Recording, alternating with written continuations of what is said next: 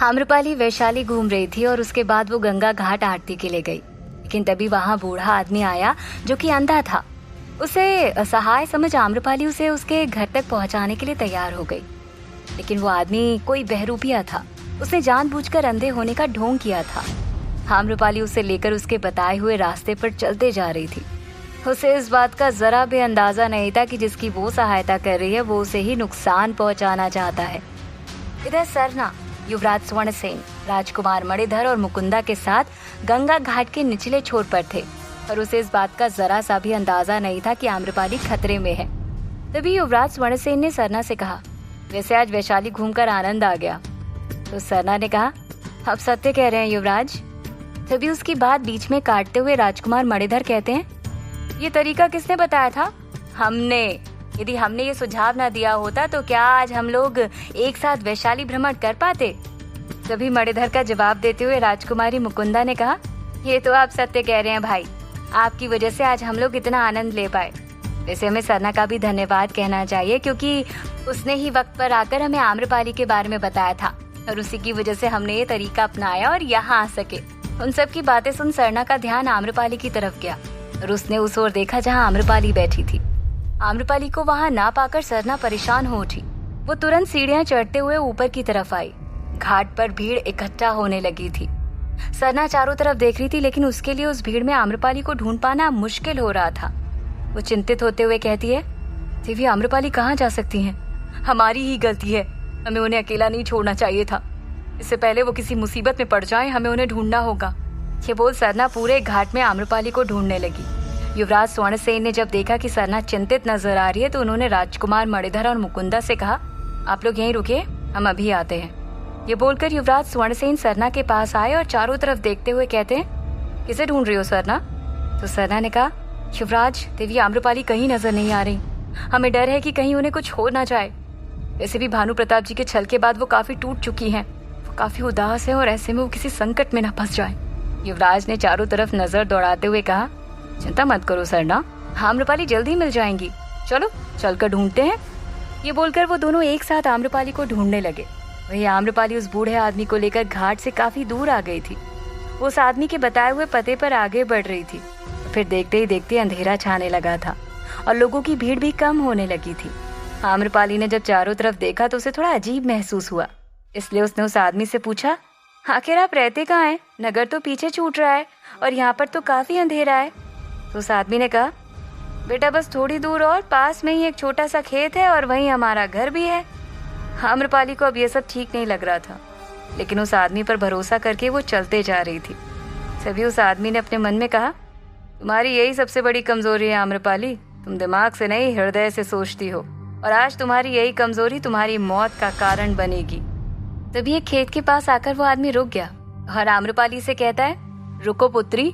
आम्रपाली असमंजस्य में आ गई थी और रुकते हुए कहती है, यहाँ तो कोई घर नहीं है।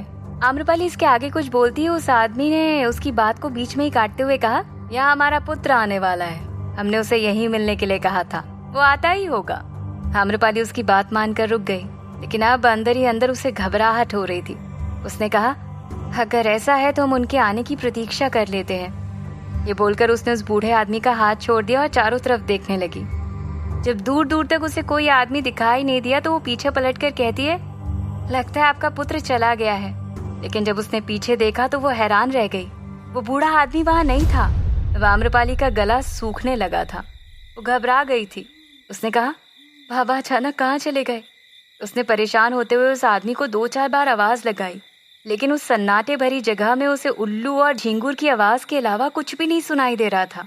वो खुद में कहती है, यहाँ चारों तरफ अंधेरा है, तो न जाने वो बूढ़े बाबा कहाँ चले गए, कहाँ जाए उन्हें ढूंढने। तभी उसे एक तरफ से किसी के चलने की आहट सुनाई दी। उसे लगा उस ओर कोई है, इसलिए उसने उस आहट की तरफ चलना शुरू कर दिया। तभी उसके पीछे हाथ में एक कुल्हाड़ी लिए एक आदमी उसे मारने के लिए धीरे धीरे आगे बढ़ रहा था। आम्रपाली का सारा ध्यान आगे की तरफ था। थोड़ा आगे चलकर वो अचानक रुक गई। उसके रुकते ही वो आदमी भी रुक गया। आम्रपाली ने खुद में निर्णय लिया और कहा, हमें लगता है उस बूढ़े बाबा को उनका पुत्र मिल गया होगा और वो उसके साथ चले गए होंगे। हमें भी अब आगे नहीं जाना चाहिए। सरना भी हमें ढूंढ रही होगी। ये बोलकर आम्रपाली वापस जाने के लिए मुड़ी ही थी कि अचानक सामने से कोई दौड़ता हुआ उसकी तरफ आया। अंधेरे में उस परछाई को देख आम्रपाली बुरी तरह से चीख पड़ी। इससे पहले कि वो कुछ कहती या करती, उसे किसी ने पकड़ लिया। आम्रपाली अपने बचाव में चिल्लाते हुए कहती है, दूर रहो हमसे। लेकिन जब उसने अच्छे से देखा तो उसे पकड़ने वाला कोई और नहीं बल्कि सरना थी। सरना ने उसे संभालते हुए कहा, देवी हम है सरना। सरना को देख आम्रपाली तुरंत उसके गले लग गई। उसे इस तरह गले लगते हुए देख सरना समझ गई कि आम्रपाली घबराई हुई है। उसने आम्रपाली के सिर पर हाथ रखते हुए कहा, देवी डरिए मत, हम हैं। सरना को देख आम्रपाली को एक सुकून सा मिल गया था। उसने कहा, अच्छा हुआ सरना तुम यहाँ आ गई। एक पल के लिए हमें ऐसा लगा जैसे कोई हमारे पीछे में मारने के लिए आ रहा है। आम्रपाली की ये बात सुन सरना का चेहरा गंभीर हो गया। उसने रहस्यमय तरीके से उस अंधेरे में सामने की तरफ देखा, मानो किसी को घूर रही हो। लेकिन फिर वो एकदम से चेहरे पर मुस्कान लाते हुए कहती है, देवी यहाँ आपको कोई कैसे मार सकता है? आपने तो वेश बदल रखा है। जब कोई आपको पहचानेगा ही नहीं तो मारेगा कैसे? वो ये बोल तो रही थी लेकिन उसके चेहरे के भाव बता रहे थे मानो वो कुछ छुपा रही हो। उसने आम्रपाली को वापस गंगा घाट की तरफ ले जाते हुए कहा, देवी चलिए, घाट पर गंगा जी की आरती शुरू हो गई है। उस आरती में शामिल होकर आपको अच्छा लगेगा। ऐसा बोलकर सरना आम्रपाली को लेकर गंगा घाट की तरफ बढ़ गई और थोड़ा दूर चलकर पीछे की तरफ पलटी। पीछे युवराज स्वर्णसेन एक आदमी की गर्दन दबाए खड़े थे। सरना ने इशारों से युवराज से कहा, इसे किसी भी हाल में मत छोड़िएगा। युवराज ने भी इशारों से सरना को जवाब दिया, तुम आम्रपाली को घाट लेकर जाओ, इसे मैं संभालता हूँ। उनके वहां से जाते ही युवराज स्वर्णसेन ने उस आदमी को खींचकर 2 थप्पड़ लगाए। इसके चलते उस आदमी की नाक और मुंह से खून निकलने लगा। युवराज ने उसके हाथ को मोड़ते हुए कहा, सच सच बताओ, तुम्हें किसने भेजा है यहाँ पर? कौन मारना चाहता है आम्रपाली को? उस वक्त उन दोनों को दूर से आचार्य सुमंत घूर रहे थे। लेकिन एक तरफ जहां उनकी आंखों में क्रूरता दिखाई दे रही थी तो वहीं होठों पर कुटिल मुस्कान थी। उन्होंने खुद से कहा, किसी राजा को मारना हो तो पहले उसके सुरक्षा कवच को तोड़ना होगा। आम्रपाली का सुरक्षा कवच सम्राट बिंबिसार के अलावा युवराज स्वर्णसेन और सरना भी हैं। पहले इन दोनों को रास्ते से हटाना होगा और उसके पश्चात आम्रपाली को। देर से ही सही, लेकिन इस बार जो वार होगा वो सटीक होगा। आम्रपाली के साथ जो भी कुछ हुआ था वो आचार्य सुमंत का एकमात्र षड्यंत्र था, ताकि वो उसे भटकाकर अकेले में ला सके और मार सके। लेकिन फिर कुछ सोचकर उन्होंने अपने स्थान पर किसी और को आम्रपाली को मारने के लिए भेज दिया और खुद छुप गए। तभी आम्रपाली को ढूंढते हुए सरना और युवराज स्वर्णसेन भी वहां आ गए।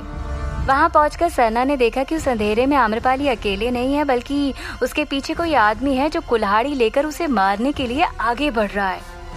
ये देख सरना ने सबसे पहले बगैर आवाज किए उस आदमी को धर दबोचा और फिर उसे युवराज स्वर्णसेन को सौंपकर भागते हुए आम्रपाली के पास चली गई।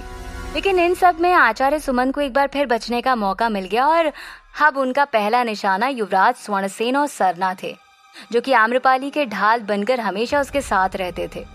उसी वक्त आचार्य सुमंत ने अपने पास खड़ा एक विषैला तीर निकाला और उसे युवराज स्वर्णसेन की तरफ तानते हुए कहा, आम्रपाली के सुरक्षा कवच को भेदने की शुरुआत आज से ही की जाती है।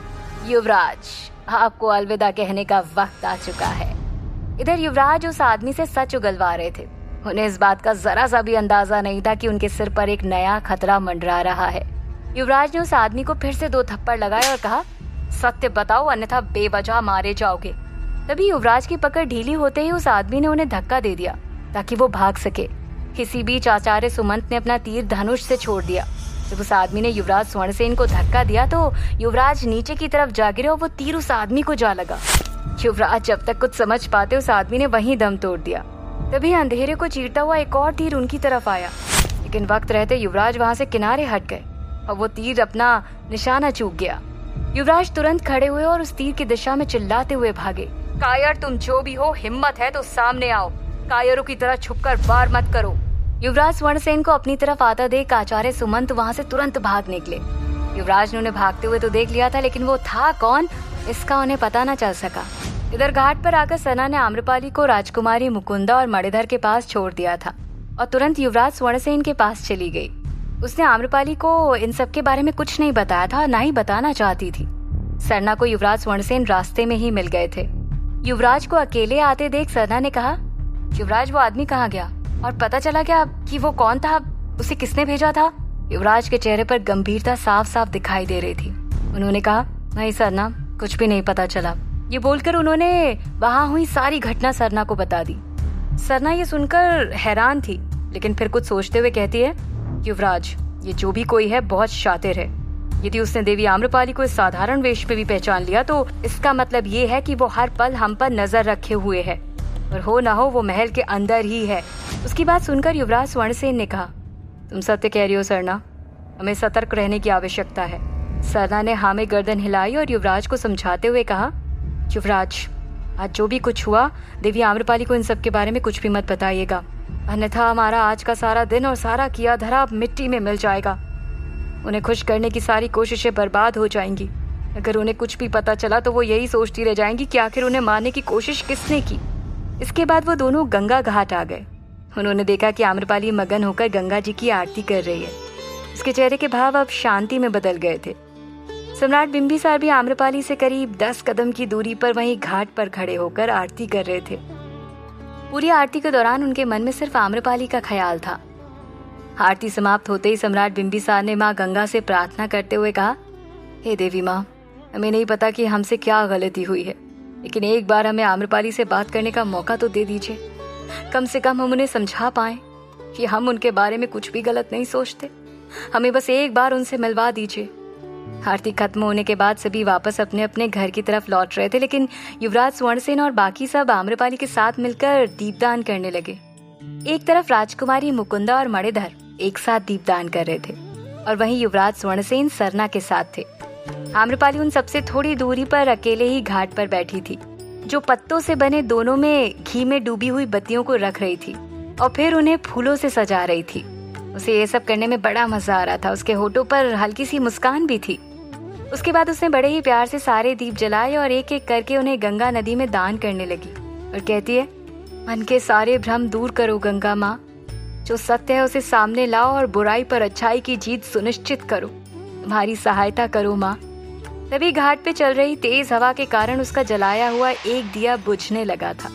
जब आम्रपाली की नजर उस दीपक पर गई तो उसने उस दिए को बुझने से रोकने के लिए अपने हाथ आगे बढ़ाए, लेकिन दीपक पर उसके हाथ रखने तक सामने से 2 हाथ और आ गए और उस दीपक को बुझने से रोक लिया।